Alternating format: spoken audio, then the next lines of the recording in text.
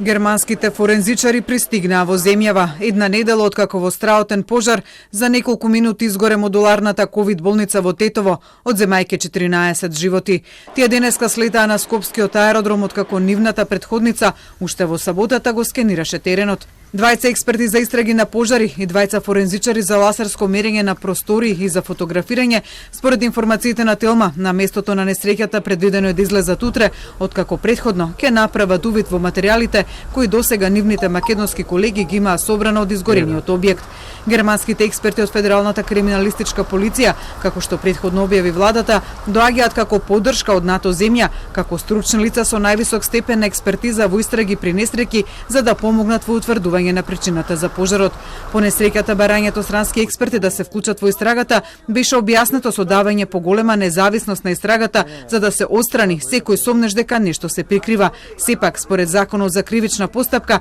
странски вештаци можат да вршат вештачење само под одредени услови и како исклучок.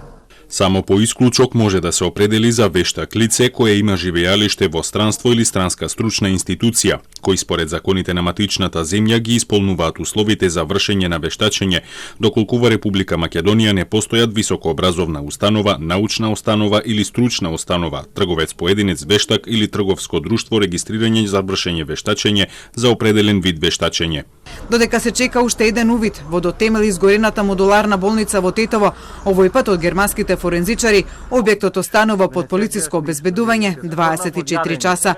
Германските кримтехничари во остатоците од модуларната болница ќе влезат со поддршка на МВР, каде што деновиве за тоа веќе се подготвуваат алат, нацрти, планови и други информации кои можат да помогнат во истрагата што точно се случило во објектот ноќта на 8 септември. И германските и македонските кримтехничари ќе работат на поддршка на обвинителството кое ја води истрагата, а кој според информациите на Телма се уште ги прибира податоците за несреќата, но времето институциите да ги достават извештаите до обвинителството е се пократко, со оглед дека ден по несреќата во четвртокот шефот на државата Стево Пендаровски сподели информација дека надлежниот јавен обвинител најавил многу кратки рокови за институциите за доставување на извештаите, веројатно од 5 дена. Сепак, според информациите на Телма, официјално доставен временски рок до институциите за доставување на извештаите засега нема. Во меѓувреме, темпото на работа во Тетовскиот клинички центар се нормализираше, иако како што за Телма велат вработените таму, несреќата се уште се чувствува во воздухот.